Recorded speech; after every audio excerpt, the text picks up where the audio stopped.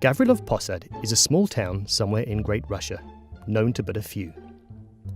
No abandoned castle in which we could encounter ghosts, or underground caves in which we could discover long-hidden treasures can be found there. There isn't a big theme park, or even a sea. Some would say that nothing would tempt us to travel the distance to see this city. And yet, an unusual boy named Nikolaj, now already a young man, was born in this town. And he was a boy whom every child would gladly meet. Not because he's really good at chess or basketball, or because his mum whips up a delicious chocolate cake. The reasons are of an entirely different nature. When Nikolaj was 9 years old, Misha moved to his town, to his street, right next door to him. This new boy was a little bit older than the other children, with a mass of dishevelled curly hair. Misha talked a great deal, recounting incredible stories of his life with tigers in India, penguins in the South Pole, adventures in the Pacific Ocean. He would wave his hands in the air, get up and jump around, imitating the roars of animals or cooing of birds. He would open his mouth as widely as he could to conjure up the image of a shark's jaws, or he would shrivel up and quiver, showing how cold he was when his parents had forgotten him in Greenland. Although it was clear to everyone that he invented every single one of these stories, soon everyone grew to love this smiling, warm-hearted boy. During cold winter days, they would gather around the fireplace in Nikolaj's room to listen to Misha's stories. In the summer, they would sit on the ground underneath the open sky, waving their hands and whistling at the same time, creating the perfect background to the story of a twister somewhere in the middle of America, when Misha managed to get through the very eye of the storm unharmed. Everyone would close their eyes, immerse themselves in his words, and imagine themselves heroically fighting winds, abominable beasts, or gigantic snows. Nikolaj's favourite story was about Misha crossing the suspension bridge connecting Zambia and Zimbabwe over 128 metres of waterfalls. According to this wildly imaginative boy, it had happened a year before, to the day, when he was on a month-long safari in Africa with his family.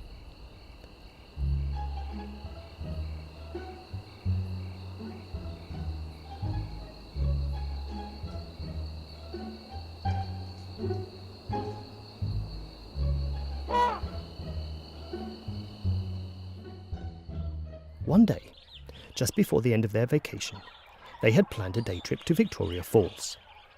They were to depart early in the morning, reach the falls, cross the bridge, which, just so you know, isn't a concrete bridge, but instead one fashioned of ropes and wooden planks. Take a few photographs, have lunch in a nearby restaurant, and come back. But when they got there, it didn't quite go as planned.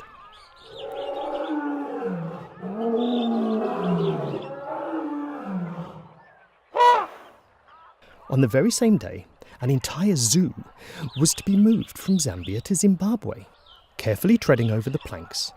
Lions, giraffes, elephants, monkeys, gazelles, buffaloes, and other African beasts were crossing the bridge.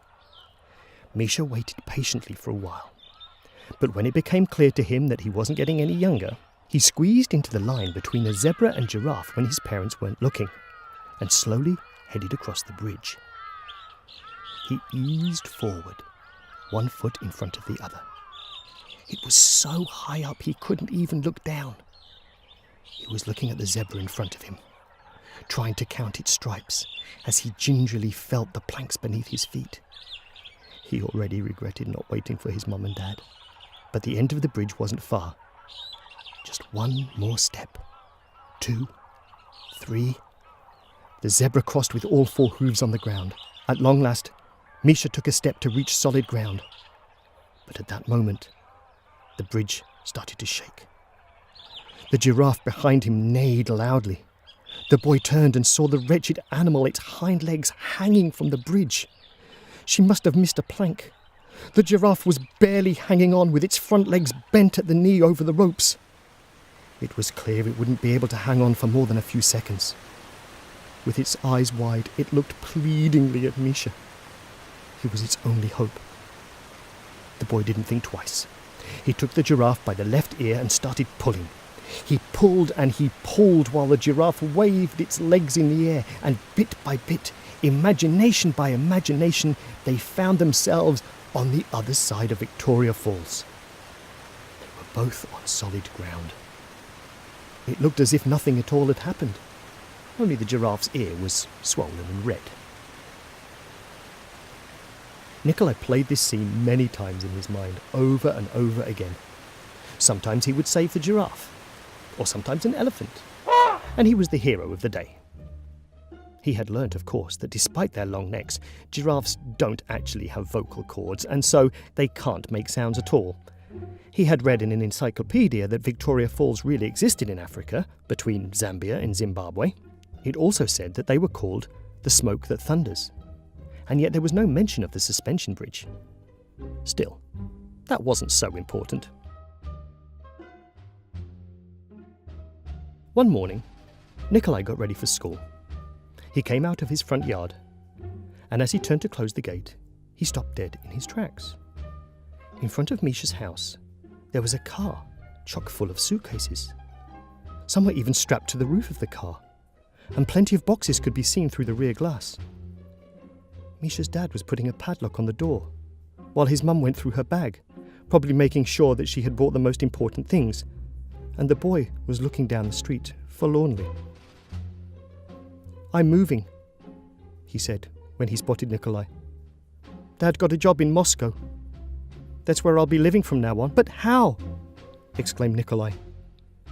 "You can't leave us without your stories?" With a cheeky glint in his eye, Misha winked at him and whispered, "I must admit that I made them all up." Nikolaj didn't tell him that he had known that all along, as well as all the other children in Gavrilov Posad. He also didn't tell him how much he had grown to love him either, and how he hoped he would meet him again. And so Misha moved away and Nikolaj stayed in his town. That day, however, he didn't go to school. Instead, he drew elements of Misha's stories all across the town. Oh, and how he drew them. You couldn't imagine in your wildest dreams animals looked as though they were alive. Grown-ups walked down the pavement flabbergasted and exclaimed at the sight of shark teeth coming out of the asphalt, ready to grab a passerby, or at the manes of the lions in their quiet stroll through the streets. They would stop at the waterfall and step carefully back, fearing they might find themselves somewhere in the middle of Africa, between Zambia and Zimbabwe, and wet their pants.